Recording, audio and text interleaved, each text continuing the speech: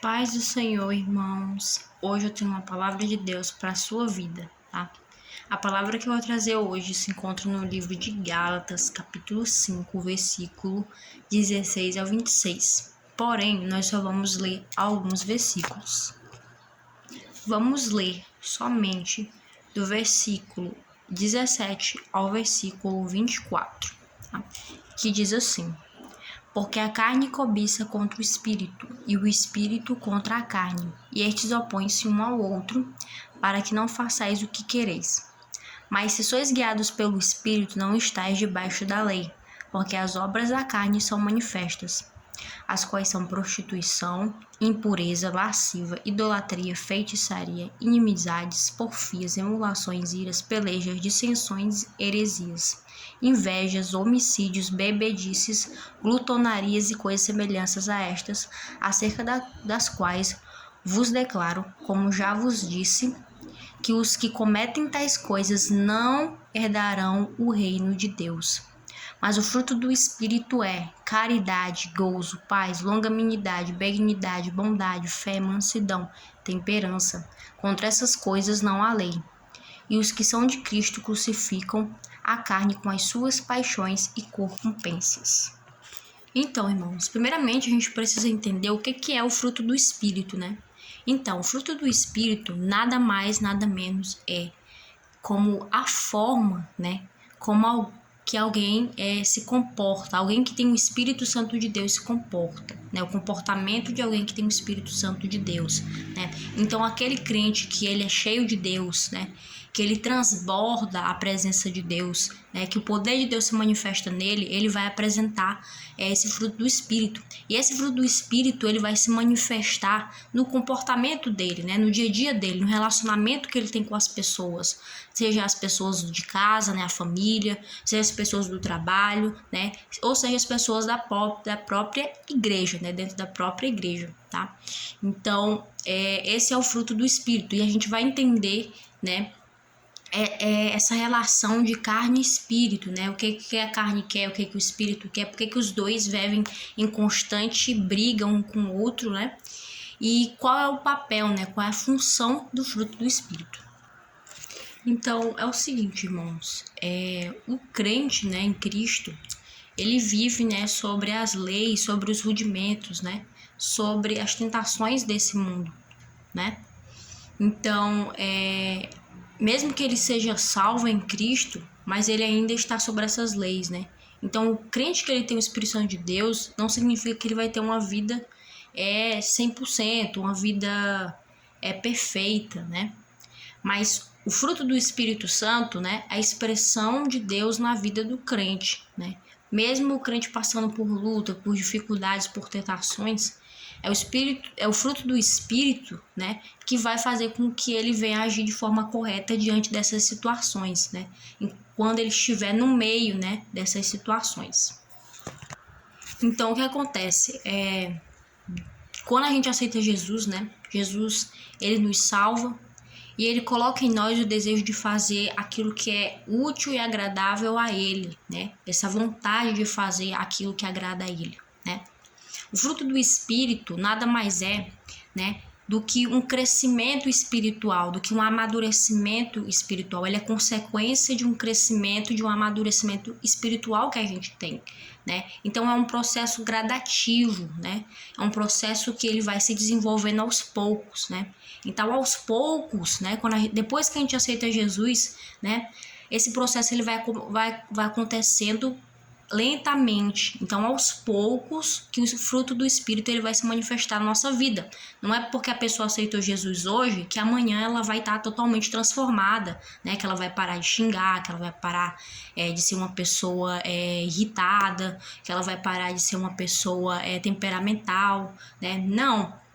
A pessoa aceita Jesus, só que o Espírito Santo de Deus vai entrar dentro daquela pessoa e vai agir aos poucos dentro daquela pessoa, né? Então é um processo que acontece de forma lenta, né? É gradativo, né? Então quanto mais tempo a pessoa tem de caminhada com Cristo, né? Mais ela tem de desenvolver esse fruto do Espírito, né? Então é uma coisa que vai acontecendo aos pouquinhos dentro de nós, né? Até chegar um momento em que o nosso eu de hoje, né? O eu que eu falo de hoje, eu tô falando daquele eu que aceitou Jesus. Até chegar o momento de que o nosso eu que aceitou Jesus ser totalmente diferente, né? Daquele eu do passado, daquele eu antigo, daquele eu que antes vivia sobre o pecado, né? É por isso que Paulo vai dizer que ele nasce, né? O velho homem morre e nasce um outro homem, né? Ele está falando que o homem que vivia, né? Pecaminoso, o homem que vivia sob o pecado, né? Ele morre e quem vai nascer é uma outra pessoa, né? Uma pessoa totalmente transformada, né? Uma pessoa que carrega os frutos do Espírito, né? A paciência, a longanimidade, a benignidade, a mansidão, a temperança, né? Mas isso tudo acontece com o tempo, tá? Então é necessário aí um processo para que isso venha acontecer, tá? E esse processo ele é muito parecido com o processo de santificação, né? Que também entra nessa área, né? E o que é a santificação? A santificação é que a gente vai deixando as coisas do mundo, quando a gente aceita Jesus, a gente vai deixando as coisas do mundo aos poucos. Isso não acontece de uma vez, né? A gente vai largando o pecado aos poucos, não cada vez a gente vai deixando aquelas práticas antigas aos poucos, né? Se a gente usava alguma coisa que não agradava o Senhor, agora a gente não vai parar de usar. Se a gente tinha algum vício, né? Quando a gente aceita Jesus, a gente vai deixar de ter esse vício, né? Então a gente vai santificando o nosso corpo cada vez mais para o Senhor. E é muito interessante, né? Que Paulo ele usa a expressão obras da carne, né, para se contrapor à expressão o fruto do Espírito, né? Então, por que ele usa a expressão o fruto do Espírito, o fruto, né, no singular e não os frutos, né? Porque é mais de uma coisa que ele cita ali no versículo 22, né? Mas o Paulo, né, ele usa essa expressão o fruto do Espírito porque ele está se referindo a uma única coisa somente, né? Então, os teólogos estudiosos da Bíblia, né, eles explicam que Paulo usou esse termo o fruto do Espírito e não os frutos do Espírito, porque ele está se referindo apenas a uma coisa que vai gerar todas as outras, tá? Então, o fruto do Espírito, de fato, ele é o amor, né? E a partir do amor, todas as outras coisas vêm, né? A partir do amor são criadas todas as outras coisas, né? Então, quando Paulo fala o fruto do Espírito o fruto do Espírito, o fruto do Espírito no singular, significa que é uma coisa somente, que é o amor, né? E as outras coisas, a longanimidade, a benignidade, a temperança, tudo isso são um reflexo do amor, né? São derivadas do amor, mas o fruto, de fato, é o amor, né? E com o amor vem todas as outras coisas que Paulo citou, né? No versículo 22, tá? E todas essas coisas, elas vão de contraste, né? Elas vão contra as obras da carne. Lá no versículo 16, né? Paulo vai falar um pouco sobre andar no Espírito, né?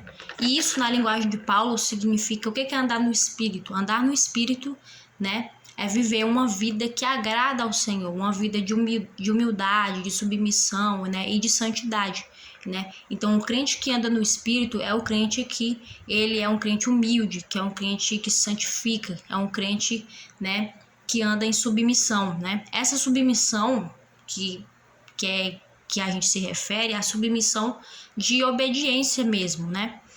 Você saber que até na igreja existem pessoas que têm um cargo mais alto que você, né? Como pastor, sou pastor, e você deve obediência a essa pessoa, né? Respeitando ela, tá? Então, é uma relação de respeito. Quando eu falo que eu sou submisso a uma pessoa, não significa que essa pessoa vá me humilhar, enfim, ou vai escarnecer de mim, mas que é uma pessoa que eu vou ter um respeito, uma relação de respeito por ela, né?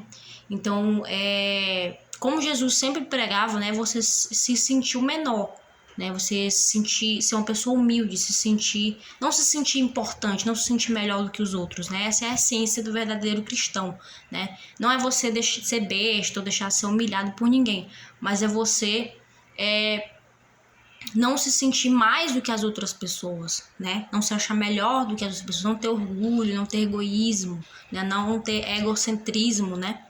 Então é isso que Jesus pregava, né? Um crente humilde, um crente que tem submissão, né, às suas autoridades, um crente, né, que ele se santifica.